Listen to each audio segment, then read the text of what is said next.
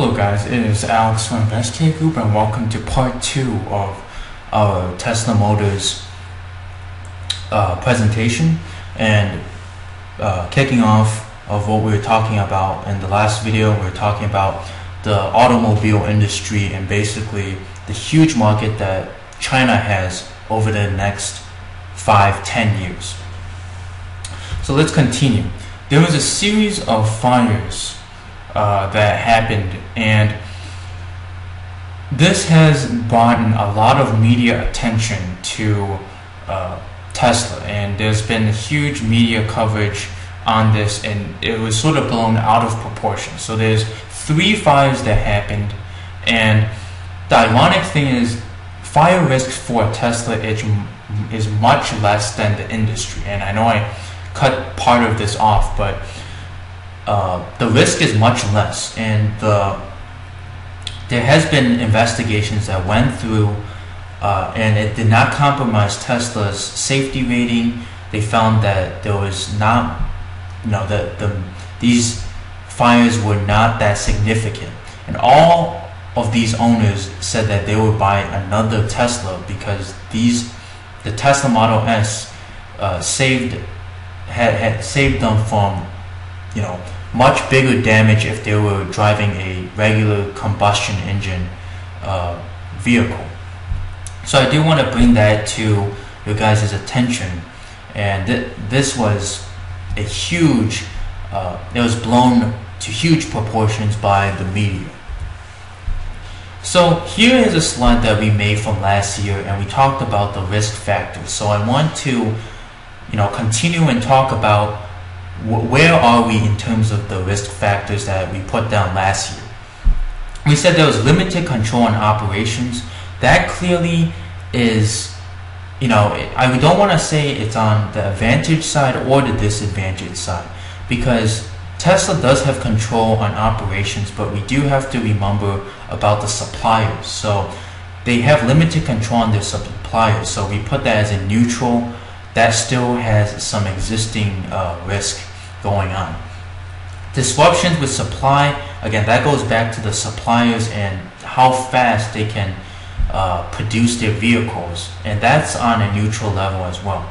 The Model S, we had some concerns about the Model S recalls with fast production, and if they can actually have the same quality level when they have mass production of these vehicles, and that has been so far very, very good,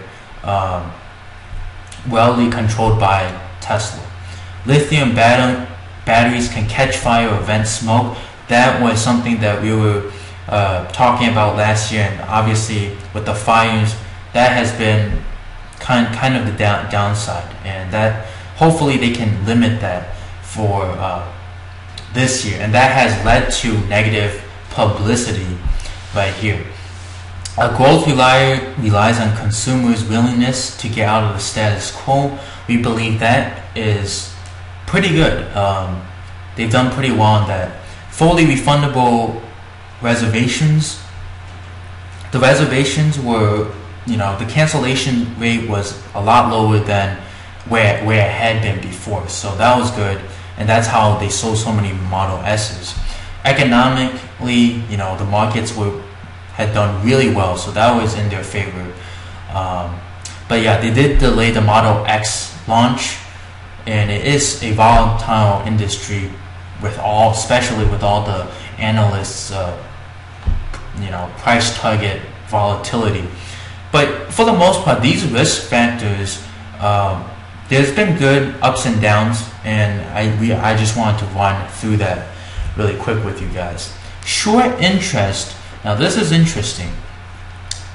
Last year, the days to cover for the float was about 20 days to get from the average volume of the shares. 20 days to cover, and this is exactly why Tesla was able to propel to skyrocket.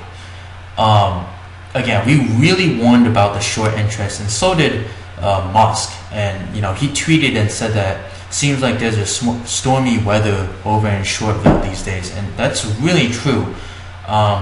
And now you can see that this trend is slowly gaining back momentum. And right now the short float is again at 34%. So the volume has increased, obviously, as you can tell. But we really have pushed hard and said that short squeeze was very, very possible. And this is continuation of what we were saying. And this is a quote by what Elon Musk said before our presentation last year. And he's basically said it's crazy to short Tesla, and it's so true. And he's been warning that ever since. And so yeah, the short interest is again one reason that it caught our attention last year was because of the short interest. And the reason the stock propelled so high is partially due to the short interest. And the analyst's opinion has definitely changed. You can see here now targets range from $325 to $75. So this is vastly different from last year, and you can tell if you look at the previous the presentation before. And here are all the earnings rundown. 3 out of the 4 quarters were huge surprises and great beats. So yeah, here's just the trend is up, and this shows how the execution has done so well in the past year. And the projected earnings growth is huge, and this is going to be something we're going to talk about when we revise our price target. Is 370% growth, but over the years it's going to slowly come down, and in the long term, in 5 years, you're seeing about 25% growth, which is really, really big. So this chart really explains it all. Quarter projections. Here are the projections for next year. $1.31 for this year, and you can see the growth. The major thing is you can see the difference between these estimates. You got 17 cents from just last year, and now $1.31. These types of growth is just unbelievable, and you don't see this very much in any company. The Supercharger Network has greatly expanded. You can see this is a chart from last year when we made our presentation, and now it's expanded out, and this is continuing to expand.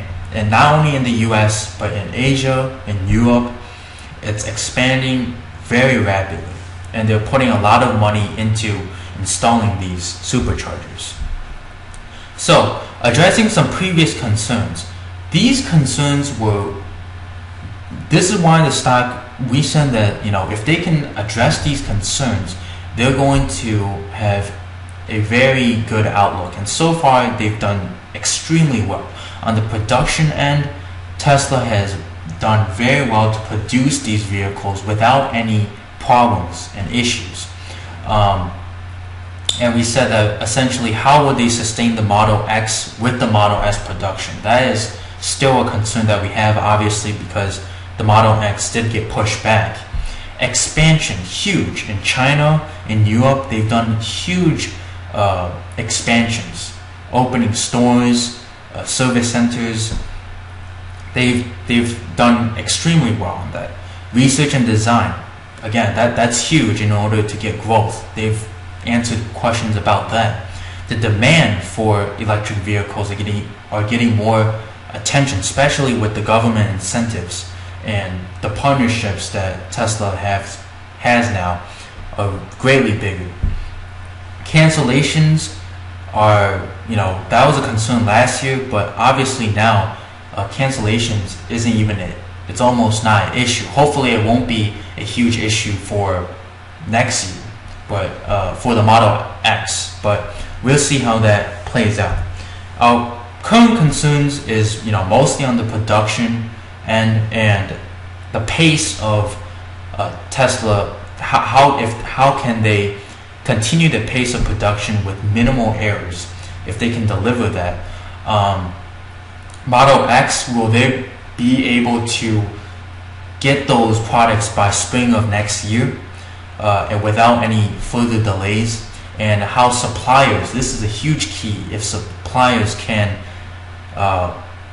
if the suppliers can produce the parts that Tesla needs in order to make the Model S and Model X.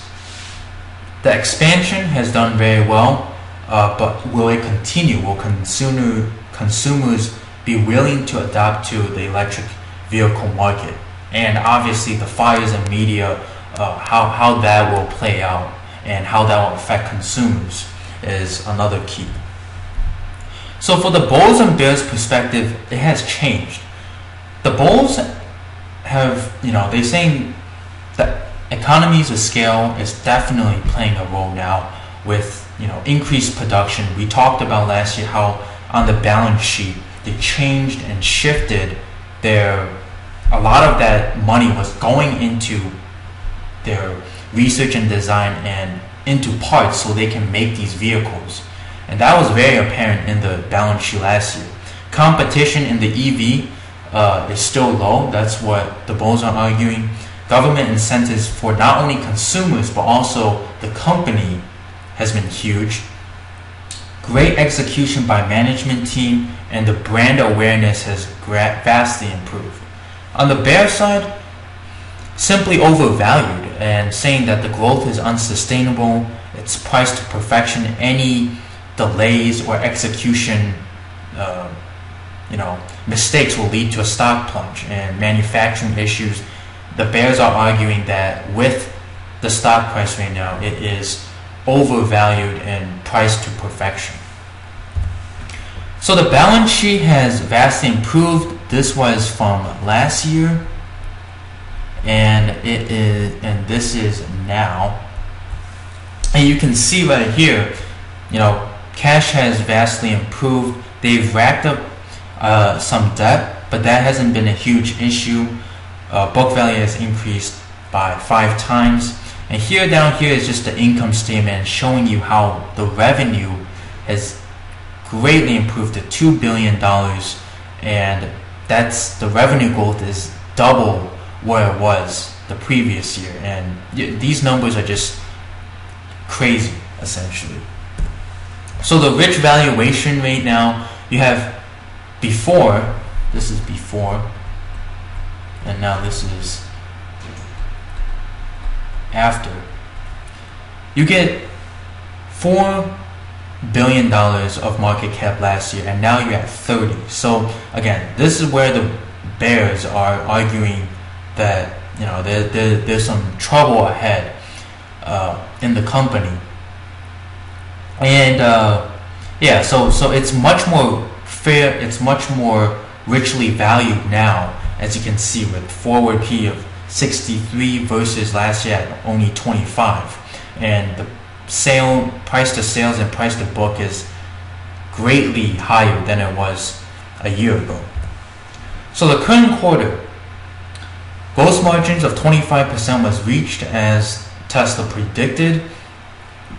6,900 Model S was sold in Q4. Overall for the year was 22,000. And essentially, if you break it down, it's about $108,000 per Model S, and the profit would come down to around 27,000. So those are just some of the numbers breaking down. Forward guidance, you have 35,000 Model S expected to deliver in this year, 2014. Gross margins continuing to improve again with the economies of scale. Model X expected to deliver starting next year, and the Model X looking to produce 10 to 15,000 units. I'm not sure the time range on this, but probably by next year they're looking to reach that number. So we're gonna in the next video we're gonna break down this balance sheet and the operations numbers. So this is going to be in the third part of our presentation. Please check that out. And thank you guys for watching. The link is going to be somewhere in the description or on the video, and just click that to watch the third part. So I'll see you guys later.